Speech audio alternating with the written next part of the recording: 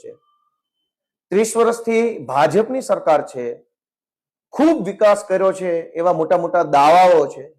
એ પછી પણ મુખ્યમંત્રીએ એક વોર્ડ લેવલની ચૂંટણીમાં રોડ શો કરવા આવવું પડે, એનાથી સાબિત થાય છે કે વિકાસનો જે ભાંડો છે એ ફૂટી ગયો છે. પણ હવે જ્યારે મુખ્યમંત્રી અહીંયા આવી જ રહ્યા છે સુરતમાં, તો મારે વિસાવદરના ધારાસભ્ય તરીકે, કેમ કે કાઠિયાવાડના હજારો લોકો અહીંયા સુરતમાં રહે છે, એમના પ્રતિનિધિ તરીકે મુખ્યમંત્રી સાહેબનું કેટલીક બાબતોમાં ધ્યાન દોરવું છે. અને મારે શું કામ ધ્યાન દોરવું પડે એમ છે?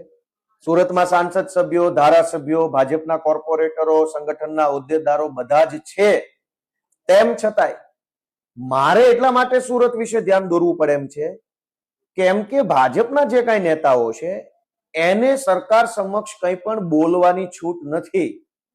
માત્ર મોદી મોદી કરવાનો જ એમને અધિકાર છે. મોદી મોદીથી વિશેષ એક પણ રજૂઆત, એક પણ વિષય બોલવાની કોઈ ધારાસભ્યને કે કોઈ હોદ્દેદારોને સત્તા નથી.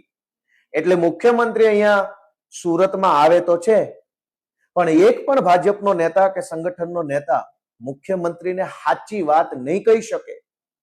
તો હું મુખ્યમંત્રી સાહેબનું સુરતના સારા માટે, ગુજરાતના સારા માટે અને મુખ્યમંત્રીના સારા માટે થઈ કેટલીક બાબતોનું ધ્યાન દોરું છું. કેમ કે તમને તમારા માણસો નહીં કહે, હું કહીશ.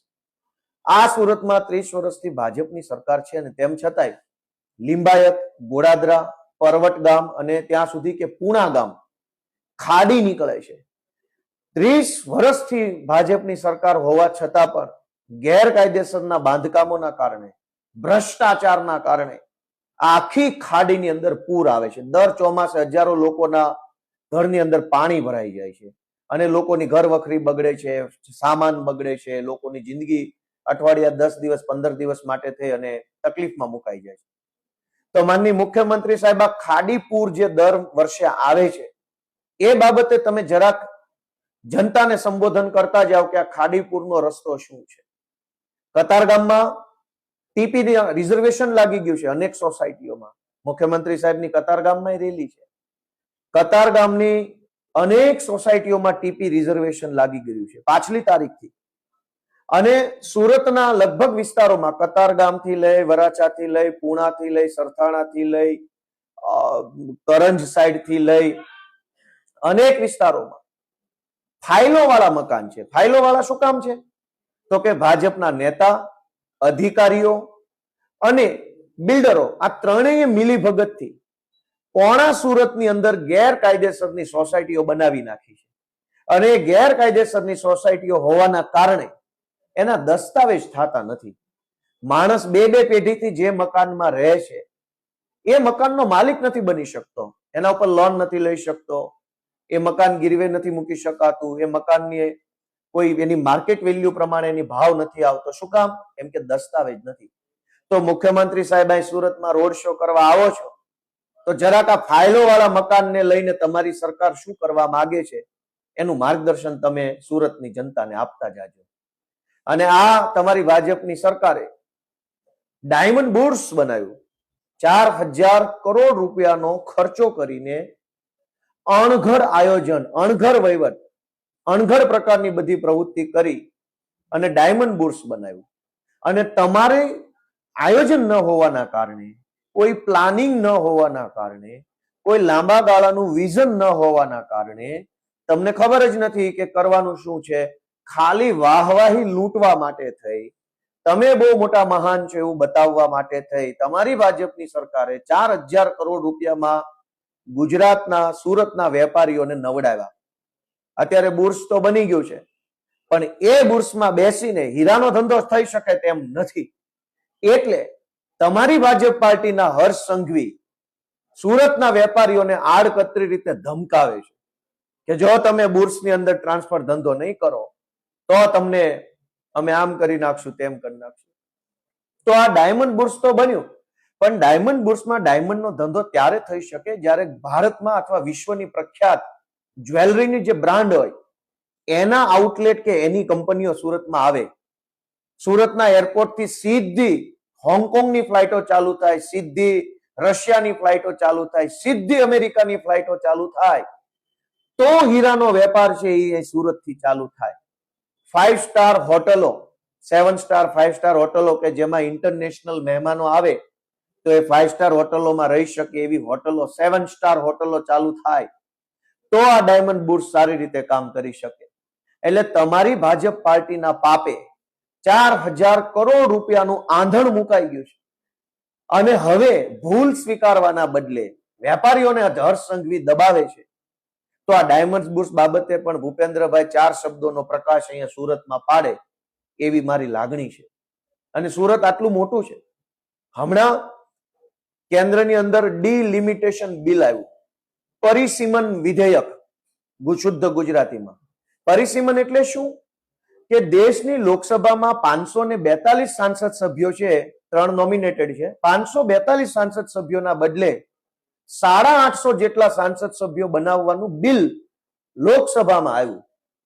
એની દલીલ શું આપી લોકસભામાં ભારતની ભાજપ સરકારે? કે દેશની જનસંખ્યા વધી છે એટલે જનસંખ્યાના પ્રમાણમાં સાંસદ સભ્યો બનાવવા હાટુ આ બિલ આવ્યું. તો જનસંખ્યા વધી તો જનસંખ્યા વધવાના કારણે સાંસદોની સંખ્યા વધશે. તો જનસંખ્યા વધી છે એના કારણે કોલેજોની, સ્કૂલોની સંખ્યા નહીં વધારવી પડે? તો ભૂપેન્દ્રભાઈ સુરતમાં રોડ શો કરવા આવો છો, રોડ શોમાં આમાં હાથ કરતા કરતા 4 શબ્દ જણાવો કે સુરતમાં જનસંખ્યા વધી, એના પ્રમાણમાં કોલેજ ને સ્કૂલની સંખ્યા ક્યારે વધારશો? એક કોલેજ અમરોલી અને કતારગામ, ન્યૂ કતારગામ ગોઠાણ વિસ્તારમાં બનવી જોઈએ. બીજી કોલેજ મોટા વરાછા, ઉમરા, વેલંજા, કઠોર વચ્ચે બનવી જોઈએ. ત્રીજી કોલેજ વરાછા, ઉણા, સરથાણા, કરંજ વચ્ચે બનવી જોઈએ. અને ચોથી કોલેજ કામરેજ વિસ્તારમાં બનવી જોઈએ, જેમાં ખોલવડ, કામરેજ, કઠોદરા, ગલા એ જે બધા ગામ છે ત્યાં કોલેજ બનવી જોઈએ.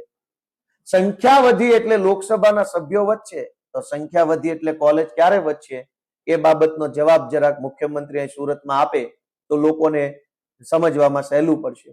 અને ટેક્સટાઇલ્સ ઉદ્યોગ સુરતનો સૌથી મોટો ઉદ્યોગ, રોજગારી આપતો ઉદ્યોગ. ઘર ઘર સુધી નાનામાં નાનો પરિવાર છે એ ટીકી ચોટાડીને, લેસ પટ્ટાનું કામ કરીને, ધાગા કટિંગ કરીને, અલગ અલગ પ્રકારનું અનેક કામ કરીને ટેક્સટાઇલ્સના ધંધામાંથી લોકો વર્ષે રોજગારી મેળવે છે.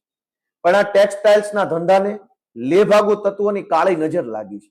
ઉઠમણું કરનારા, બૂચ મારનારા, પૈસા લઈને ભાગી જનારા, ખોટા ચેકો પકડાવી દેનારા, માલ લઈ જઈ અને બીજા રાજ્યોમાં જતા રહેનારા આવા ચોરોની કાળી નજર લાગી. આ ભૂપેન્દ્રભાઈ તમારી પોલીસ જે છે એ વેપારીઓની ફરિયાદ નથી લખતી. વેપારીઓને ધક્કા ખવડાવવામાં આવે છે, કાચું બિલ લાવો, પાકું બિલ લાવો, જીએસટી નંબર લાવો, આ લાવો, તે લાવો. માલ લઈને જે ચોર ભાગી જાય છે, જે ઉઠમણું કરી જાય છે, એને પોલીસ ઊની આંચ નથી આવવા દેતી, પણ વેપારીઓને ડરાવવા ધમકાવવામાં આવે છે. હવે એક તો રોજગારી આપનાર કોઈ વેપારી છે, એની સાથે કોઈ ઉઠમણું કરી જાય તો વર્ષો સુધી પોલીસ સ્ટેશનના ધક્કા ખાવા પડે. ચેક રિટર્નના કેસો કરીએ તો આરોપી હાજર થાય નહીં, કોર્ટમાં તારીખ પે તારીખ થયા કરે. તો ભૂપેન્દ્રભાઈ અહીંયા રોડ શો કરવા તો આવો છો, તમારું જ છે, ગુજરાત આપણા સૌનું છે, પણ આ મુદ્દા ઉપર તમે કંઈક જો ખુલાસો કરો તો મને એમ લાગે છે કે સુરતની જનતાને ફાયદો થશે. એટલે મારી છેલ્લી વાત કે સુરતનો એક પણ ભાજપનો આગેવાન, એક પણ તમારી કહેવાતા તમારી પડખે રહેનારા ઉદ્યોગપતિ તમને સાચી વાત નહીં કરે, તમને વાસ્તવિકતા નહીં જણાવે. બધા તમારી ખુશામત કરનારી ટોળકી આજે તમને મળવાની છે. ભૂપેન્દ્ર દાદા, હું તમને સુરતની સાચી વાસ્તવિકતા કહી રહ્યો છું.